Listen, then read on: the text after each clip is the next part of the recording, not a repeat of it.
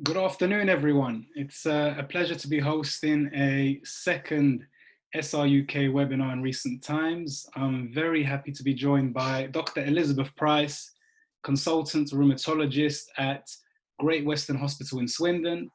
Dr. Price has a specialist interest in Sjogren's syndrome and runs a specialist Sjogren's clinic. The webinar today is focused on the title, Getting Ready for Winter, and we'll begin with a presentation from Dr. Price for the first half. The second half of the webinar will give everyone who has attended an opportunity to send in your questions for Dr. Price to answer live, and we'll do our best to go through those. We'll just wait a moment for everybody to join us. So I can already see we have 40 attendees and growing. We have Anita with us today, Anne, Celia, Chris. We have Gemma joining us. Hello, Gemma. Kate, Karen. So we'll give a few more moments for everyone to join us to get as much of the attendees online as possible. You'll be able to see myself, the host, and Dr. Price on screen at the moment. So we'll just give a few more minutes for more of our attendees to join us.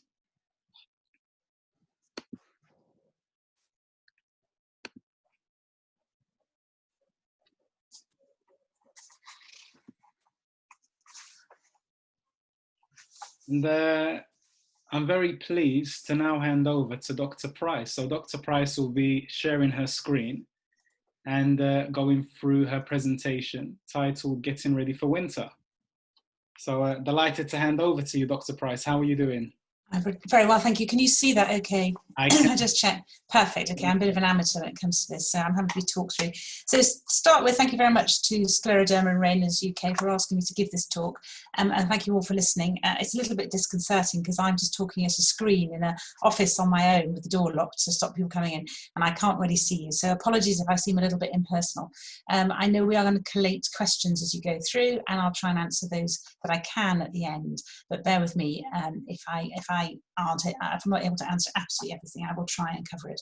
So Scleroderma and Raynaud UK asked me to prepare a little bit talk about getting ready for winter. So I had to think about what you needed to know to get ready for winter. I've hit my first glitch because it's not, it is, yeah, perfect, okay. So I thought the things that I thought you might need to know about were Raynaud's, looking after skin, hands and feet, dryness of the eyes and mouth, vitamin D, vaccinations, not just flu, other vaccinations as well, and how to stay warm and stay active.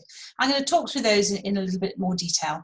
And as I say, I will take questions if I've missed out something really important to you. So Raynaud's, to start with, what is Raynaud's? How do we prevent it? How do we treat it? Are there any alternative treatments? I know a lot of you are very keen on non-drug treatments.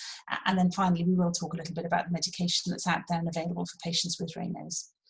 So it's worth saying to start with that Raynaud's is an exaggeration of the normal response. Even fit, healthy people would get Raynaud's if you drop them into the Arctic Circle and expose them to enough cold. It's triggered by changes in temperature. And it's not just cold, it's a change from warm to less warm, if you like. So it doesn't have to be a big temperature change in some patients. It's also triggered by vibration. So many of you will get Raynaud's driving the car home in the evenings. And it can occasionally be triggered by emotional events and stress and other things as well. The absolutely classical patient will get the hands going white and almost dead-like, and you'll see a picture here. In fact, these are a friend of mine who hasn't got scleroderma but does have Raynaud's, and you'll see that her fingers look completely dead and white.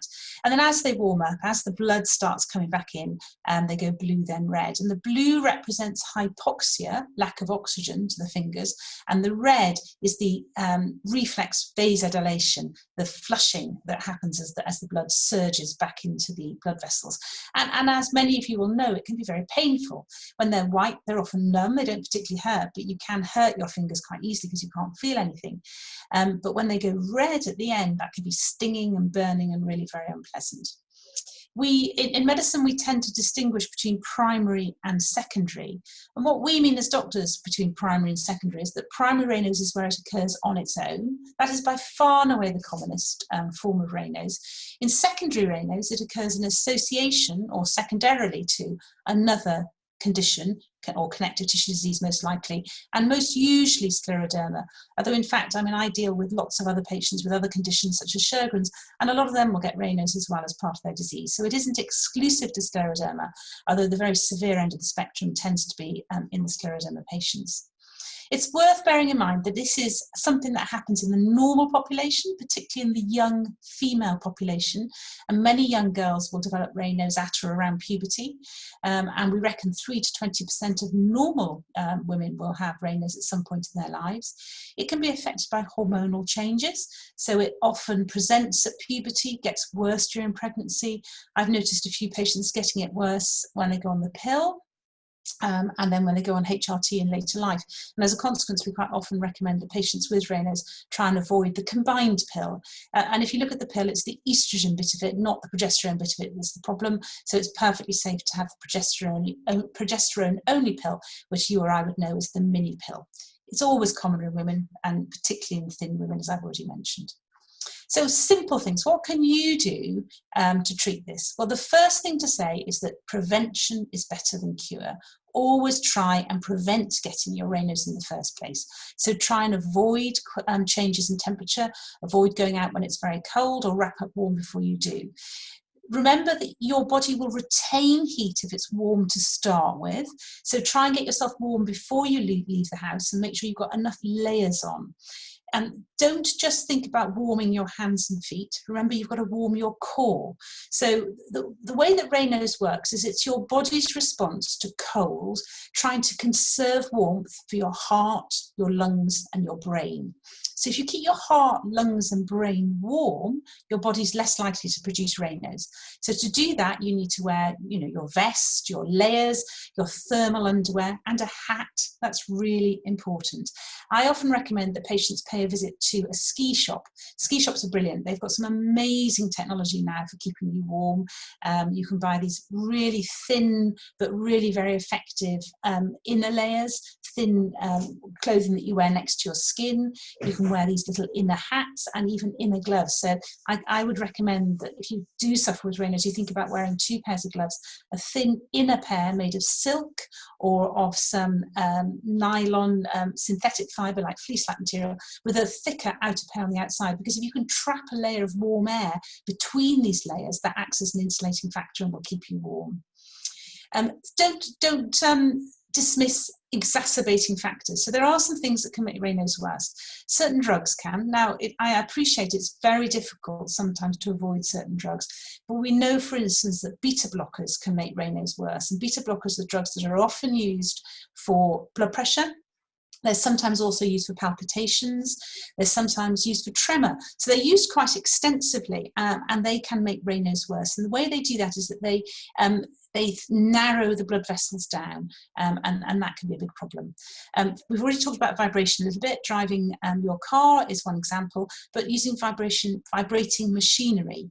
If you're in an occupation where you've got to use vibrating machinery, you can get these vibrating damping gloves. It's worth asking your employers for those. If you're at home, then obviously it might be a good idea to persuade somebody else to use the drill and all these little bits of machinery that vibrate at home. Smoking is an obvious one. I know that many patients with Raynaud's will have long since given up smoking, but if you are still smoking, be aware that it will make it worse. And just a point about smoking, it's the nicotine in the cigarettes that causes the problem in Raynaud's. So even nicotine patches can cause Raynaud's, and nicotine supplements and nicotine chewing gum and vaping, because often that contains nicotine as well. So it's the nicotine that causes the problem. So you do actually need to keep away from nicotine products altogether.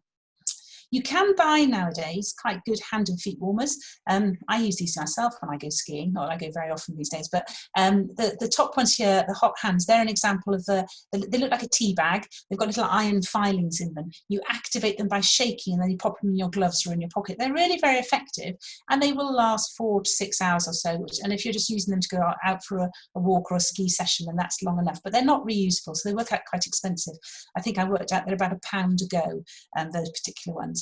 drugs. More long-term, probably a bit more environmentally friendly, are the ones that you can boil to reactivate. They've usually got a little clicky piece of metal in that you click to set them off, and then you can reset them at the end of the day by putting them in a pan of boiling water and reuse them the next day. And they really do help. You can get them you can get hand-sized ones, you can get pocket-sized ones, you can even get some really simple little ones that fit in your shoes to warm up your feet. And ski shops are a brilliant source of these, or walking shops often sell them as well. And I'm sure you can get them online in the usual places. In terms of other things that you can do, keeping fit and active helps, there's no doubt about that. And sitting still makes you cold because it impedes circulation. So one simple tip is to swing your arms around. Windmilling your arms is often described as helpful.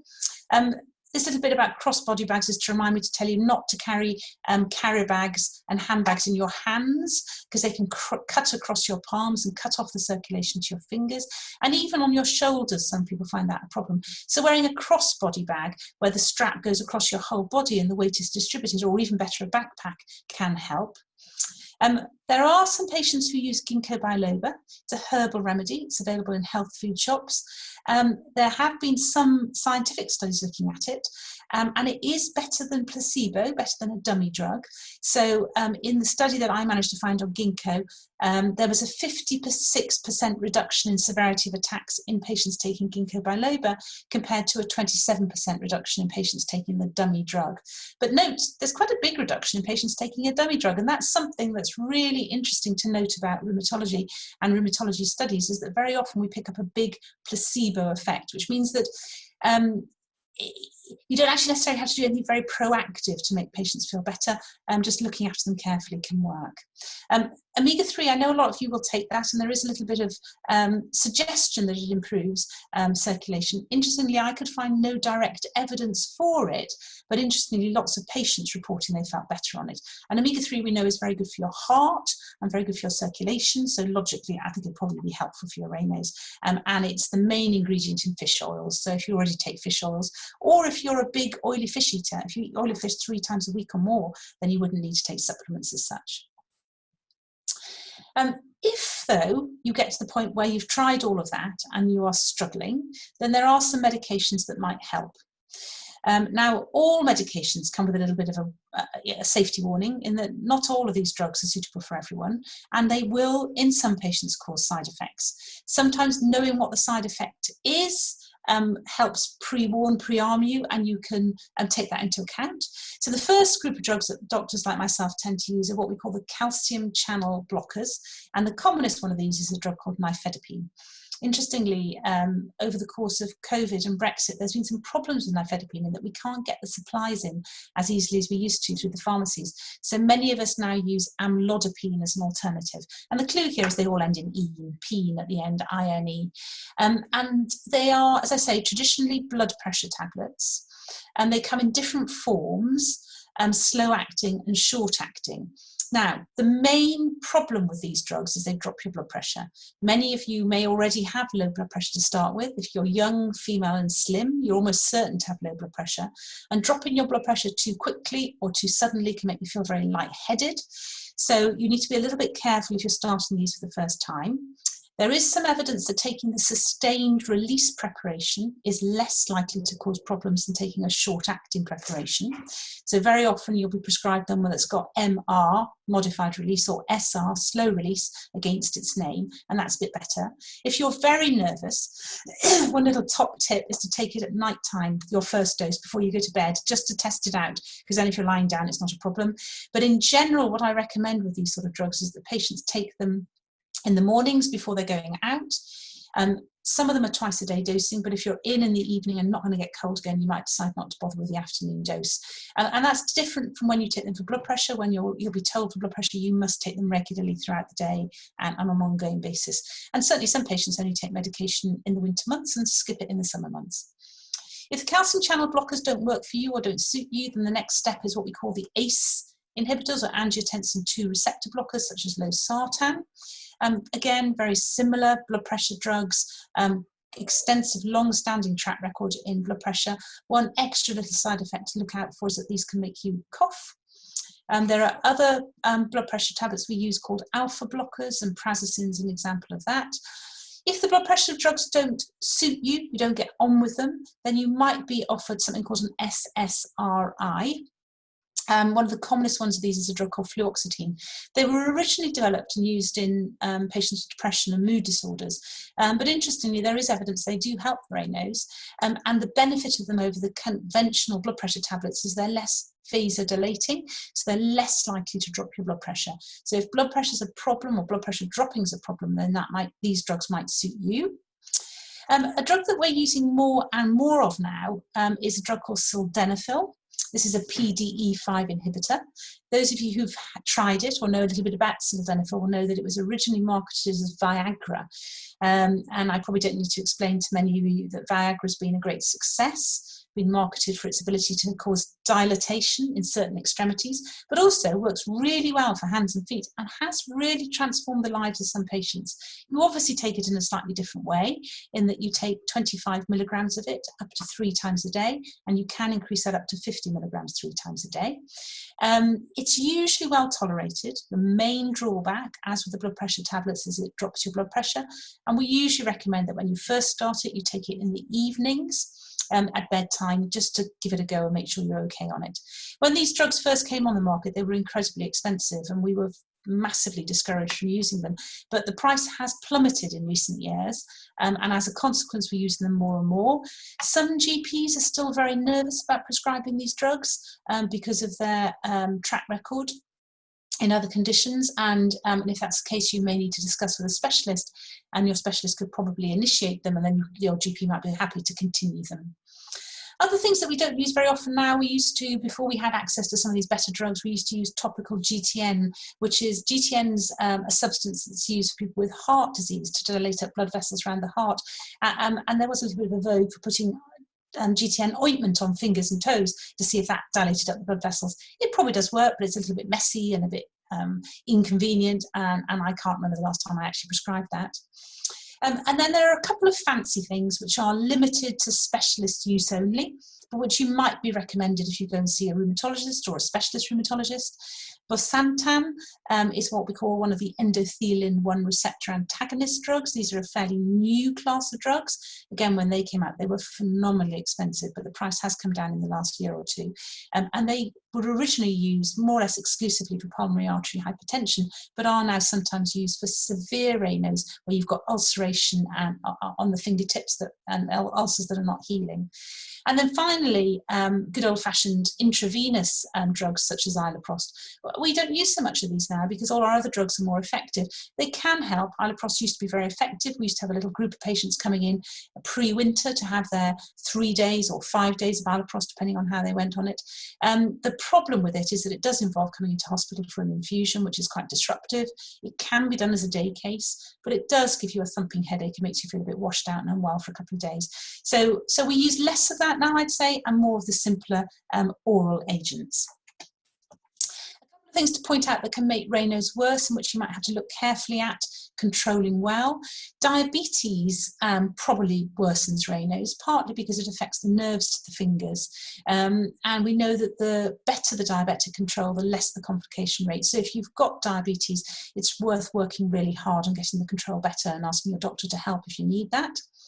And obviously low blood pressure. Having low blood pressure, I've talked about it through the previous slides, is a real problem with some of these drugs, and is a problem in some of our patients anyway. It seems very obvious, but you can help combat that by keeping yourself well hydrated.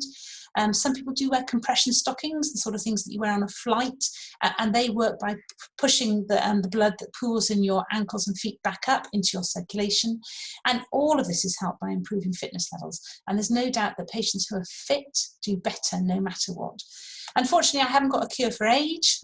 I'd be a very wealthy lady if I did. But as we get older, often our circulation deteriorates, and that's something that we can't do a great deal about, other than to encourage you to keep as fit as you possibly can. So I was going to move on next to skincare. Very important to look after your skin very carefully. We've become very aware of skincare in the NHS in the last sort of 9 months or so.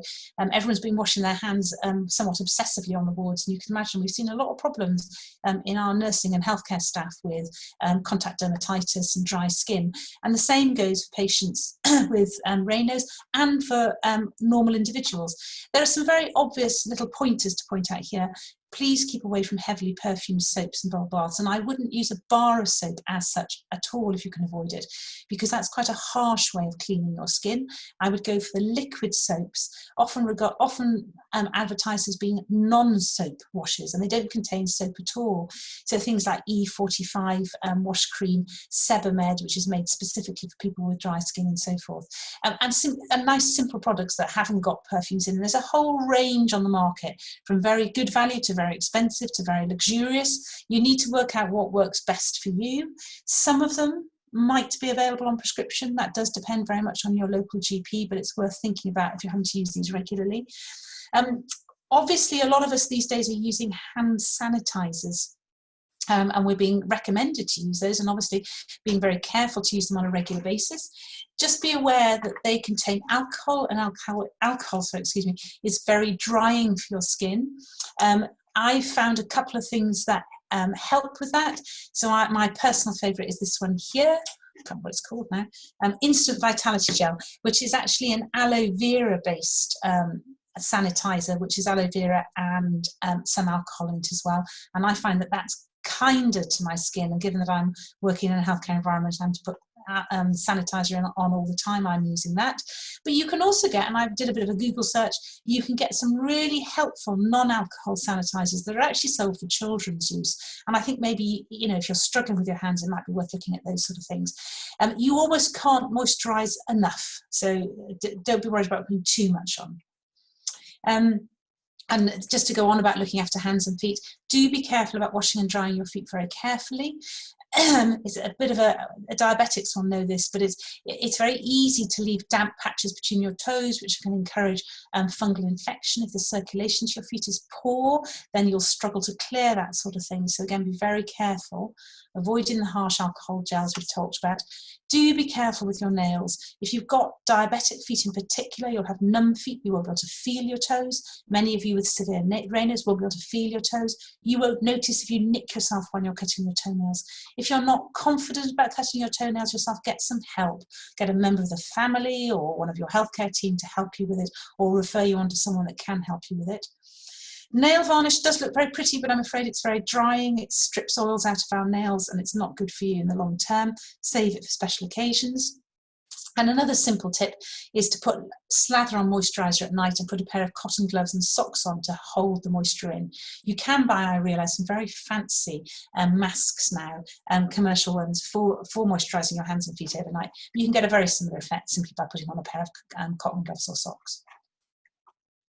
Now, the next slide is to remind me to talk about eyes and mouth and dryness. So what I've noticed is that when the heating comes on inside, as the temperature goes down outside, the atmosphere within homes becomes dry, and patients start complaining to me about dryness of their eyes, mouth, and increased skin dryness.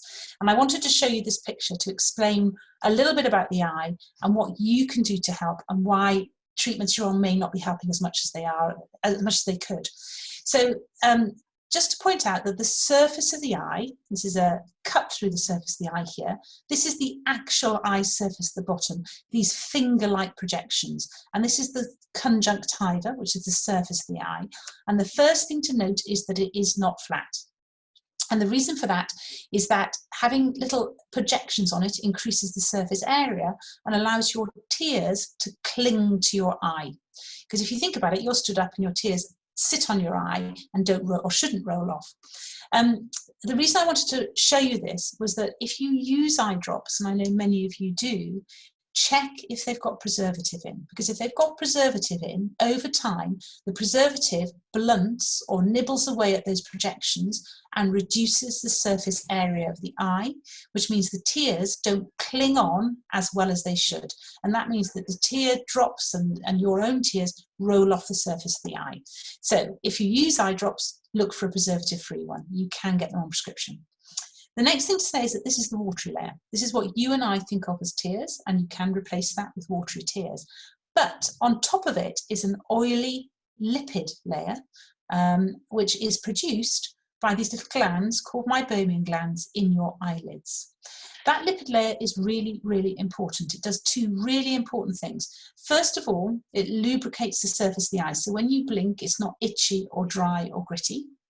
Secondly, the oil holds the tears in and stops the watery tears evaporating. So if your oily layer is poor, your tears evaporate quickly and don't feel as comfortable. Bear all that in mind, and I'll talk you through what you can do to improve that. So I've already told you that heating in the winter exacerbates dry eyes, mouth and skin by causing evaporation of moisture. We get evaporation of moisture if we haven't got enough of an oily layer. So you can improve the oily layer with a very simple thing called a microwavable eye compress. There's a picture here of a lady using one. And these look like those sleep masks you sometimes get given if you go on an aeroplane flight overnight. But rather than just being completely flat, they're filled with gel or wheat. You can buy these at a good chemist or online. Expect to pay around about $9.99 for them. They're not terribly expensive. You pop them in the microwave, usually for 25 seconds, just seconds. There will be instructions on them. Some of the cleverer ones have a little strip telling you when the temperature's right. And then you pop them on your eye. And they need to sit on your closed eye for 7 to 10 minutes. And what that does, I'm just going to go backwards, is liquefies the oil in these glands in your eyelids and produces a good oily lipid layer, which in turn preserves your watery tears. A couple of other things you can do: humidifying the air in your home. So you can buy some very fancy home humidifiers, but actually you can just put sources of water on the radiator or on top of your heaters, and that, as long as that's safe, and that will get moisture into the air. And another really simple thing is to have houseplants. Houseplants put moisture into the air. Putting a pair of glasses on reduces tear evaporation by 30%, so that's well worth doing. We've talked about artificial tears, but bearing in mind you should use preservative-free. If all of these tips aren't enough and you're still getting dry, irritated eyes, think about adding in something called a liposomal eye spray. Now, these are little oily sprays that you can buy over the counter in places like Boots, Superdrug, Tesco's and places like that, which supplement that oily layer. And you spray them onto closed eyes and then you blink. The oil clings to your eyelashes, and as you blink, a layer of oil smears across the surface of your eye, and it gives you almost like an artificial meibomian gland layer. So they're good top-ups if you're not managing enough on your own. In terms of your mouth, drink plenty of plain water. Please avoid sugary drinks. They rot your teeth and are not good for you and dehydrate you. And if you've got diabetes, make it worse. And another little top tip for a dry mouth are these lovely little things called xylomelts, which are xylitol-containing pastils. You can buy them in Boots or Superdrug or wherever you normally do your shopping. And they're little pastils you stick between your gum and your cheek.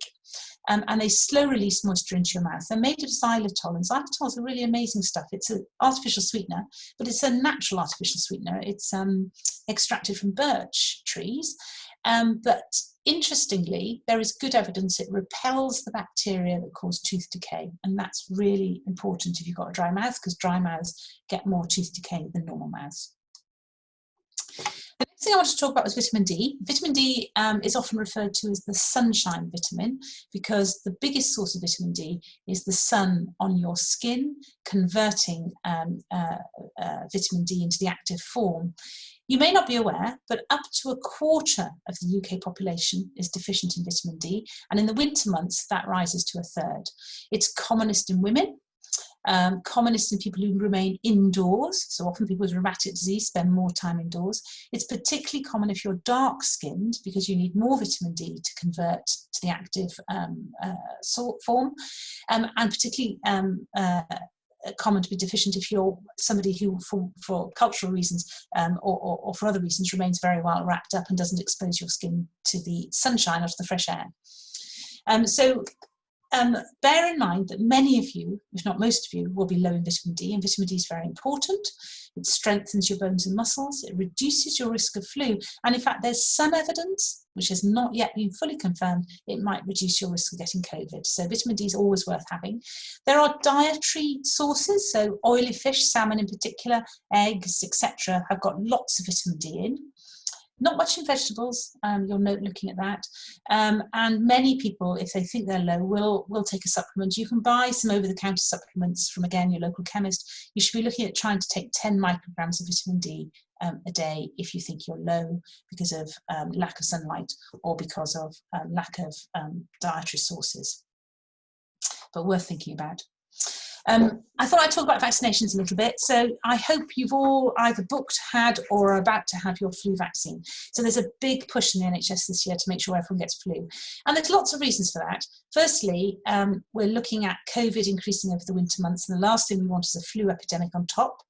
Secondly, having flu will make you more vulnerable to COVID because it will reduce your general health. So it makes absolute sense if you can to have a flu vaccination.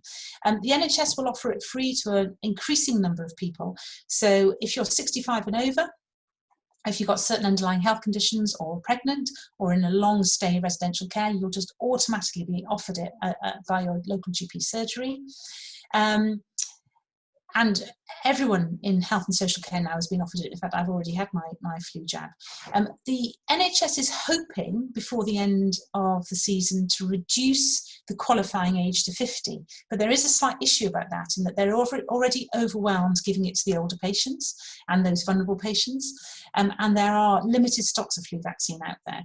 So I would urge you, because most of you listening to this talk will be in a high-risk vulnerable group, I would urge you to get in line for a flu vaccine, contact your GP surgery. If you're not on the eligible list, consider arranging it through your local chemist.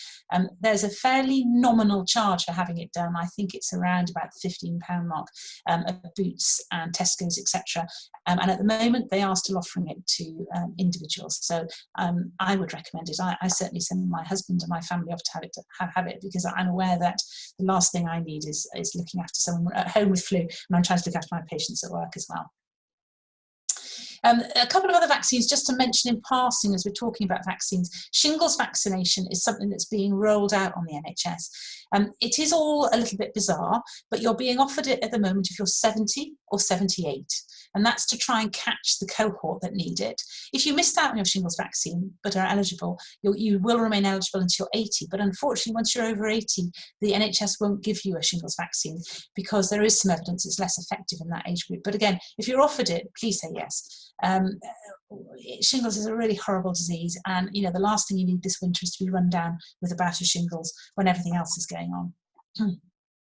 And there are a few things I just wanted to point out, that there are some people who can't have shingles vaccine, and that's because you're given an actual dose of it, and we wouldn't want you to develop a widespread systemic infection. So if you're on steroid tablets more than 10 milligrams a day, you've had recent cancer treatment, have had serious allergic reactions, or have a transplant in situ, then you may not be eligible for it.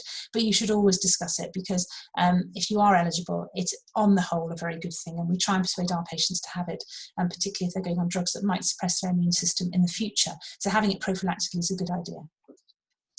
There's one more that I wanted to mention, which is the pneumococcal vaccine. This is the vaccine against pneumonias. It covers most of the common pneumonias. It can't cover them all, but it does cover most of them.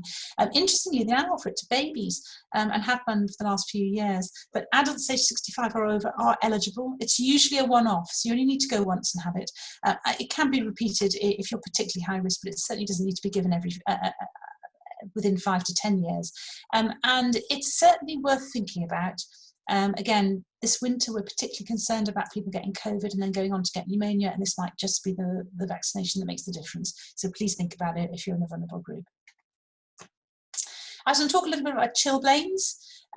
These are, I'm sure some of you will have had these little red blobs, painful inflammation of small blood vessels in the skin, and they occur in response to repeated exposure to cold. So this little cartoon here is to remind me to tell you that I got chilblains one winter, and the reason I got chilblains is I keep chickens, and the first thing I do in the morning when I get up is I run outside to let the chickens out, and I was a bit lazy that winter and it was cold, but I was running outside in bare legs, no socks, and just throwing on a pair of wellies, running to the end of the garden and back. And lo and behold, a couple of weeks later, I developed some really painful chilblains. So again, prevention's better than cure. Do not wear Wellingtons without woolly socks inside. In fact, Wellingtons are not good outdoor wear at all, really, unless you've got plenty of layers inside. So that's just to remind me to tell you that. And again, so prevention better than cure. They cause itchy red patches and swelling and blistering on the hands and feet. They are very painful, so you should be thinking about taking painkillers if you've got them and you need to and it's safe to do so, taking paracetamol or ibuprofen. Please protect the skin. So once you've got a chilblain, you just have to sit it out and wait for them to get better. Protect the skin, because obviously a broken skin, particularly in your feet, is a source of infection. If they don't improve, please see your GP or your specialist, because they may be a warning of worse to come. So again, it's prevention rather than cure for these things. Please try to make sure you don't get them.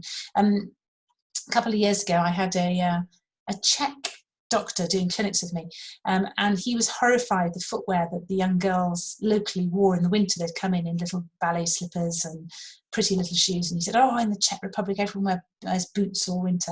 And I think sometimes we are a little bit laissez-faire in the UK. We have central heating, nice warm houses. We forget that it's actually quite cold out there. So again, make sure you do have woolly socks, warm boots, fur-lined, etc., for winter wear.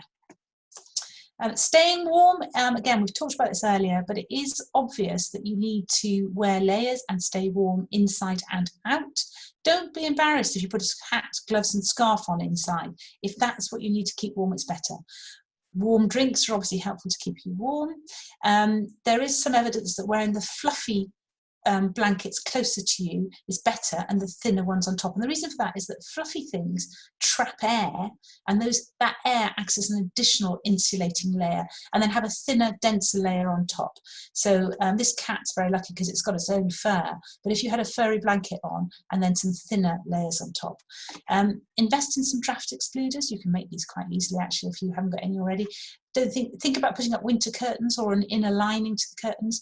And the other little simple thing to do is to make sure that the bed doesn't touch an exterior wall. If you've got your bed up against an outside wall, it will draw cold from the wall, from the outside through the wall into your bed. Just move it 6 inches away from the wall, and just that little air barrier will warm things up for you. And finally, I think this is my final slide, stay active. Please keep as active as you can. All the evidence shows that in long-term chronic conditions, people develop deconditioning. They lose muscle strength, they lose power, they lose their core stability. If you're unfit, you're more likely to run into problems. So if you're unfit, you're more likely to fall over. So don't underestimate how important it is to keep moving, and you can just do what you like. There is no magic when it comes to exercise.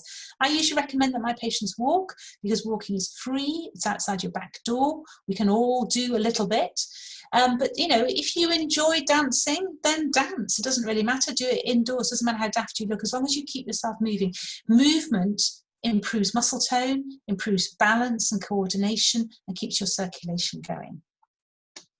And that was it. Thank you very much for listening to me. Thank you very much, Dr. Price, for the amazing presentation. I particularly enjoyed the crazy chicken lady story. I'm sure our attendees were equally amused. But no, a huge thank you for that presentation. I'm sure everyone, no doubt, took a lot of value from the various points that you went over. And I'd now like to take this opportunity to tell all of our attendees and to encourage them to please send in your questions. So if you hover over your Zoom app, you'll be able to see an area at the bottom that says Q&A. And if you click onto the Q&A section, you'll be able to send in your questions, which I would then be able to put forward to Dr. Price. So please do take this opportunity to send in your questions. Let's give it a few moments, and I'm sure some questions will be coming in very shortly. Do I need to stop sharing to facilitate that? I think maybe that would be yay. Okay, now even I can see that, the line, the Q&A line. Yeah. Fantastic. Okay. Thank you, Dr. Price. Okay, thanks. Sorry, that was probably me blocking the questions. You haven't got any stored questions ready for me to ask? We do have some stored questions. Okay, do you want me to start with those then? We actually have had a question already. Okay. Sharon, thank you very much for sending in your question, Sharon. So Sharon's actually said, first and foremost, she's thanked you for your very interesting presentation. And she's asked, is high pro Melose eye drops preservative free? No, no, now that's a bit of a, no, they're not all. No, you've got to be very careful. So most eye drops will contain something called benzalkonium chloride, and benzalkonium chloride keeps the eye drops fresh for ages, but it's not good for the surface of your eye. So if you look very carefully at the small print, I had a lady turn up in clinic today and waved a bottle at me, and I read the small print. So it should say on there whether they're preservative free. Hyperomelos very rarely is preservative free. So there are lots of preservative free ones you can get. I can tell you my favourite, the one I use mostly, is called Hylo Tears, Hylo hyphen tears, and that's a good preservative-free drop. It's in a very clever little vacuum bottle, and it keeps for 6 months, even though it's preservative-free. There are some other very clever ones that have got preservatives in that dissipate on exposure to air or on exposure to moisture. But I'm afraid Hyperomelos on the whole contains benzalkonium chloride, unless it's a single-use Hyperomelos. So I think probably you're on a preservative one. So I would speak to your GP about that one. Thank you very much for that response, Dr. Price. We've had a number of different questions come in from a variety of different individuals. So we'll do our best to try and answer all of these questions, but we do have a time limit, of course. So we've had a question coming from Nicola. Mm-hmm. Nicola has asked,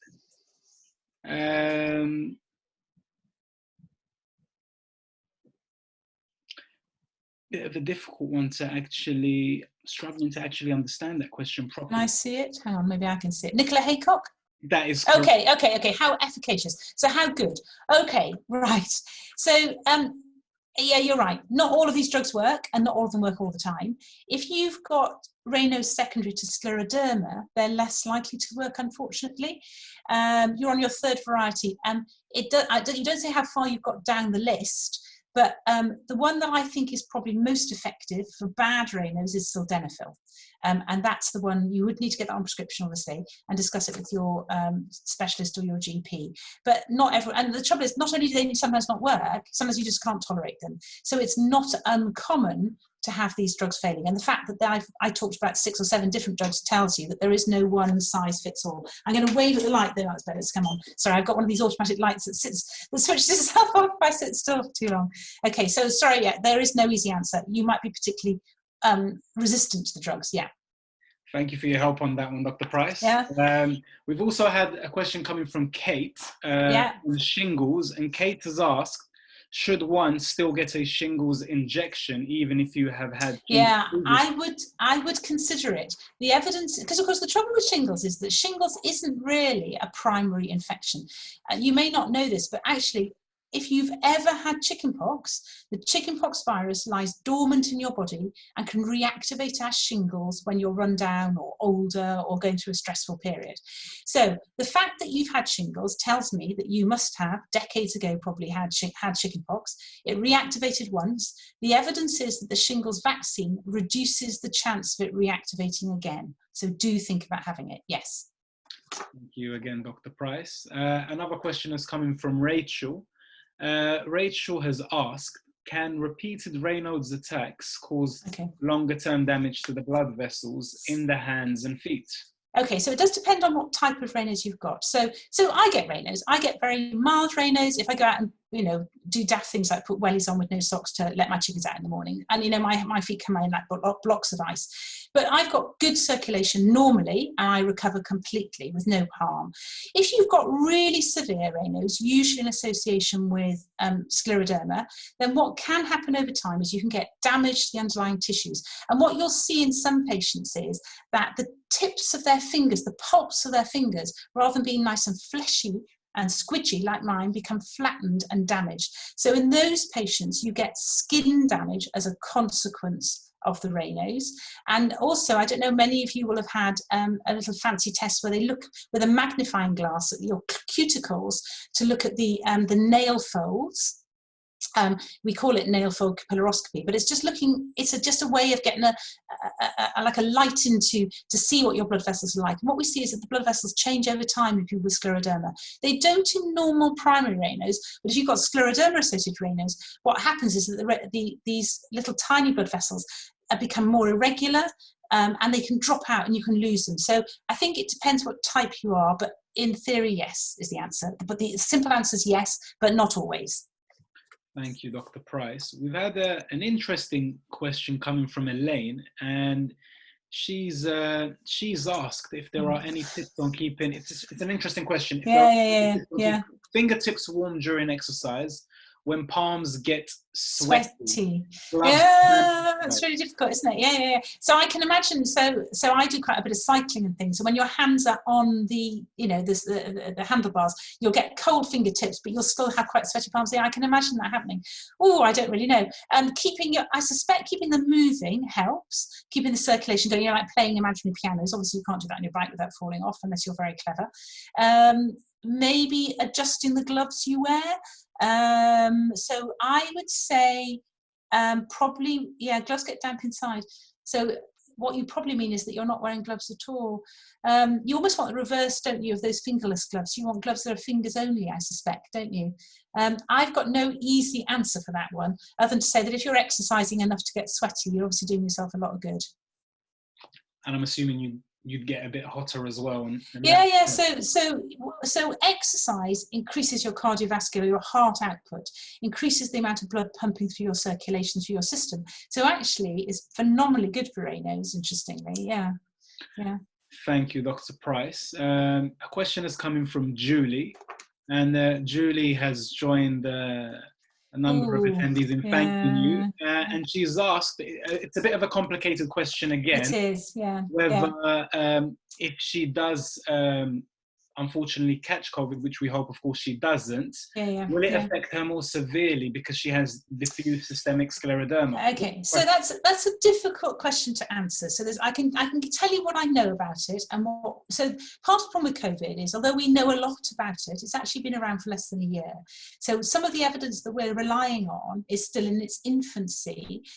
Now, if you look worldwide and UK-wide to see if patients with autoimmune diseases are more likely to get COVID than normal people, the answer is probably not much more likely. So for instance, and the trouble is that all of these conditions are rare. So we haven't got enough numbers of any one condition. So what the studies have done so far is they've clumped everyone together. Now, I know that's not the right thing to do, but it's because we had to do it in order to get the numbers up.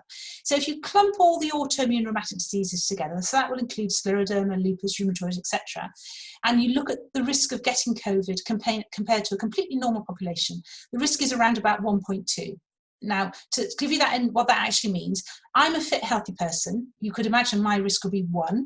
If you're standing next to me and you're a similar age, but you've got an autoimmune disease, your risk is 1.2. So you're 0.2 times more likely. So you're not much more likely, but you are a bit. To put that in context, if you're male, you're already about 1.5. If you're ethnic, so if you're non-white, you're about 2. So it's not as bad as that, but you are more likely. What's really interesting, though, is the effect of the drugs that you take for the condition on the outcome of the disease. So far, what we do know is that steroids are not good. So being on 10 milligrams of steroids or more when you get COVID predicts a poor outcome, or predicts a poorer outcome, more likely to end up in hospital, more likely to end up on ventilation. Not being on steroids is a good thing, therefore. Interestingly, a lot of the immune suppressants, which we were very worried about when COVID started, are not emerging as big risk factors. So a lot of the drugs that I use in rheumatology, the biologic drugs, the methotrexates, the mycophenolates, drugs like that, are not emerging as big risk factors. So it's a really difficult question to answer. I think the best defense is not to catch it in the first place, so really practice good social distancing, but don't assume you will do badly, because you might not. And although as I say, the risks are not as high as we thought they were. Thank you, Dr. Price. Yes, no, that was a pretty complicated question. So we've had another interesting COVID-related question coming from Celia, and Celia has asked if alcohol-free sanitizer is effective. Well, I think that bug-off one that I found on the internet claimed to be. I don't think to be fair, COVID, you can get rid of COVID with soap and water. as long as you wash for long enough. The problem is that soap and water, you can't carry your soap and water around in your handbag, which is why we all carry sanitizers around. So, if you look at the actual scientific evidence, what we should all do is wash our hands. Wash our hands for 20 seconds. I think it's two verses in Happy Birthday or something, isn't it? You've got to wash your hands for. That gets rid of it.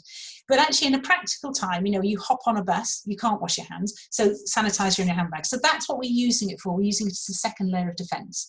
So I think the primary layer of defense should be washing your hands, sanitizers to have in your handbag to protect you, or in your car or wherever you have it. The other thing to say is gloves are another possibility if you're worried about the alcohol on your hands. Just wearing gloves. I've seen people in the supermarkets with disposable gloves on. You can just throw them away at the exit as you go out. That's not a bad idea.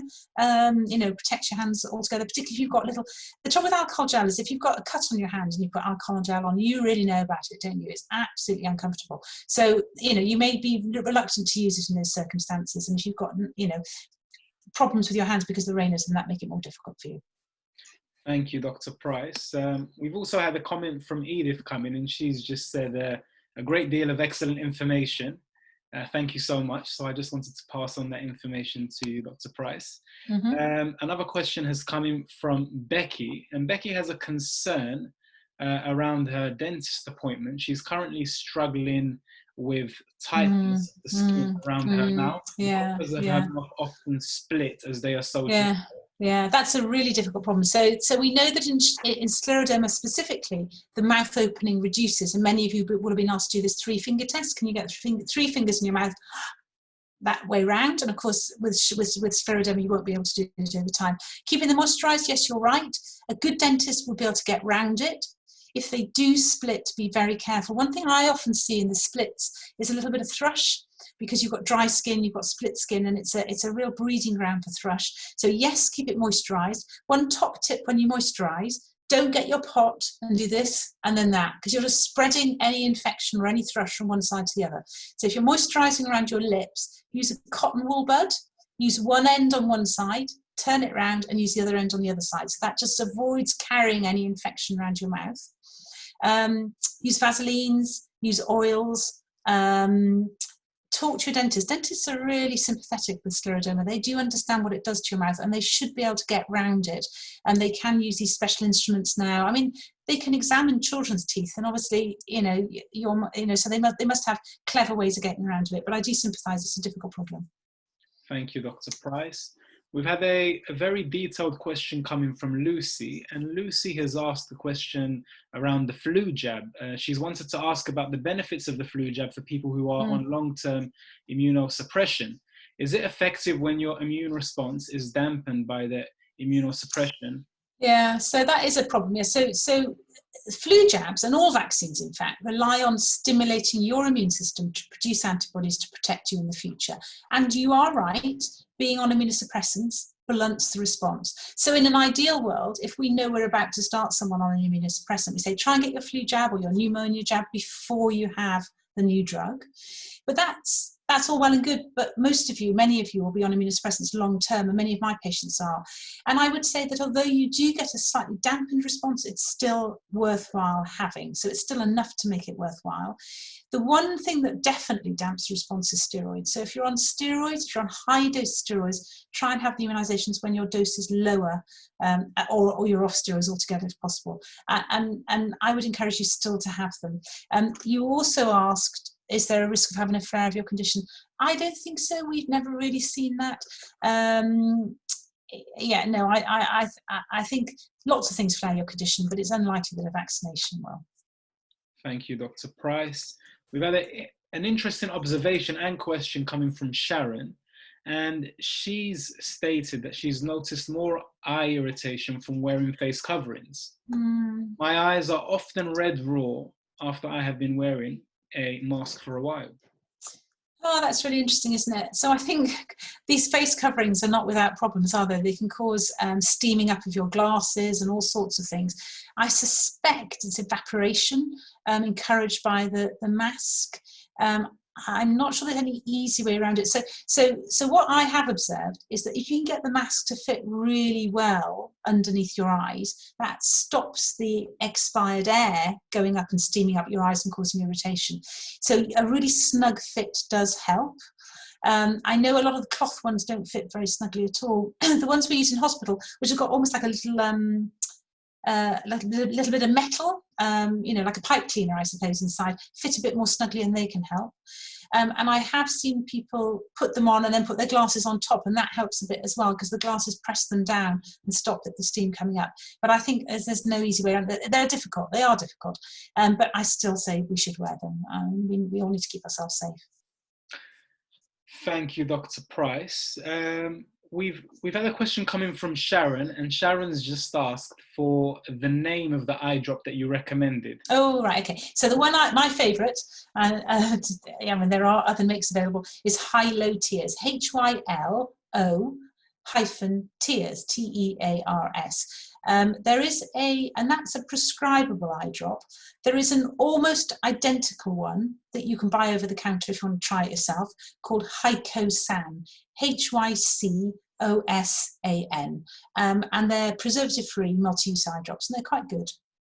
Thank you very much, Dr. Price. And just to let you know, Sharon and all the attendees, of course, this video will be going up on our YouTube account in the coming week, and the presentation will also be shared in the description, so you'll be able to revisit and make sure you don't miss out any of the names of the medications. So there's a question from Chris. Are scleroderma patients entitled to a pneumonia vaccine? I would have thought it counts as a chronic long-term condition, doesn't it? I would have thought you probably could swing that. I mean, I think we would say most of our patients we recommend to go. I think GPs are fairly they're fairly keen to vaccinate lots of people at the moment. I think if you had a reasonable case, they wouldn't turn you down. I think the actual criteria says over a certain age and serious underlying conditions. So I think scleroderma is serious enough to count. If you struggle, maybe you could get your scleroderma specialist or the specialist nurse to write a little note to the GP saying, as this gentleman's got scleroderma, which is a serious underlying condition, can you please have the vaccine? I think that'd be reasonable. It's only a one-off. It's not desperately expensive, I don't think. Thank you, Dr. Price. We've had a question come in from Louise, and Louise has thanked you for your great presentation. She says she works as a teacher in a special needs school. Mm-hmm. But due to COVID, the classroom fire doors are, which open to the outside, have to stay open all day, and that's made things a bit more colder. She's struggling to teach mittens and a coat. Anything else you can advise? Oh, you can get, I don't know if you've tried them, you may already have tried them, but you can get these battery operated heated gloves, and you can even get like a heated vest thing. I'm sure if you go online, I'm not sure if SR UK stocks this sort of thing, but there are some very fancy gadgets you can get to keep you warm. I'm not sure I could teach them though. And I have to say, I did once try a pair of these battery heated gloves, and the batteries were so heavy that it made it very difficult to use. Lots and lots of layers, I think. So I would go to, as I say, I love ski shops. They've got so many lovely bits of kit in them, haven't they? And they make some fantastic thin, fleecy things, you know, and keeping the whole of you warm. So not just wearing the coat and mittens, which I'm sure you're doing, but also wearing the thermal long johns and the thermal vests and everything is worth thinking about. And if you're allowed to wear a hat's really good at keeping your head warm. And you escape so much heat from your head. If you can keep your head warm, you keep the rest of you warm. But I sympathise. It's a very difficult situation. But I can see why they're opening the doors. They want to circulate the bugs outside, I imagine. Yeah. Thank you very much, Dr. Price. So there are a few questions that we unfortunately won't get the chance to answer as we're running out of time. But we will take one more question that's coming from Dorothy. And Dorothy has put forward a detailed question saying, I have scleroderma and Raynaud's. My Sjogren's is so bad that I struggle with my mouth being so dry to the point that I cannot even speak. I have tried sprays, but not great. Toothpaste stings my mouth, and any food that has any form of spice or mustard is intolerable. I used to get Biogenesis toothpaste on prescription, but this has been stopped, and I have tried online, but no luck. Any ideas? Yeah, so I think the best toothpaste that you can buy is in the Colgate Professional range. You can get it at Boots and so forth. You just need to look very carefully for it. So it's Colgate Professional, Sensitive, Pro Relief. It's a bit of a mouthful. I think it's white with like a pinky coloured colouring on it. And the thing to do with all of these toothpastes is to read the ingredients very carefully. And what you're looking for is a toothpaste that's got fluoride over 1,000 parts per million, which that one has. But also, that particular one is SLS free. And SLS stands for sodium lauryl sulfate. And it's what makes toothpaste foam. And foam is very drying. It dries your mouth and it can cause mouth ulcers. So you want an SLS-free toothpaste, and you can buy this one over the counter. It's not massively expensive. It's the Colgate Professional Sensitive Pro Relief is the one. I would recommend that. There's another product that's very good for teeth called GC Tooth Mousse. You have to buy it online. I've never seen it in a chemist. Tooth mousse. It is quite expensive, but you only use a little bit. And what some patients do is they use their ordinary, the Colgate Sensitive Pro Relief toothpaste, and then you can use the tooth mousse directly on the teeth itself if you've got any sensitive patches. In terms of dry mouth, I sympathise, it's really hard to treat. None of the products are very good. The Xylomelts I showed on one of my early slides is definitely worth a go. Most of the sprays are pretty awful because all they do is give you a nasty taste in your mouth and they don't last. There is a tablet I use which has to be prescribed called pilocarpine, which some patients tolerate quite well. And pilocarpine is a very old-fashioned drug which can stimulate secretions, and it can work in Sjögren's and other conditions that cause dryness. It does have to go on prescription, and it can make you sweaty and flush, so it's not perfect, but that might be worth a go if you're pretty desperate and you'd have to get that from your GP. Thank you for that very detailed answer, Dr. Price. We've now actually reached the hour mark, and I'd like to take this opportunity to say a big thank you to you, Dr. Price, for your amazing presentation and for taking the time out to answer these questions with such amazing detail. A number of comments have come in from our attendees thanking you. So a huge thank you to yourself. It's definitely been appreciated. And I'd also like to say a huge thank you to all of the attendees for listening in and for also getting involved and for asking your questions. I'm sure all of the other attendees have benefited from those answers. So a huge thank you to everyone involved. And otherwise, I'd like to wish everybody a great Tuesday and a lovely rest of the week. And thank you, everyone. Thank you. Cheers. Bye. Take care. Bye-bye. Bye-bye.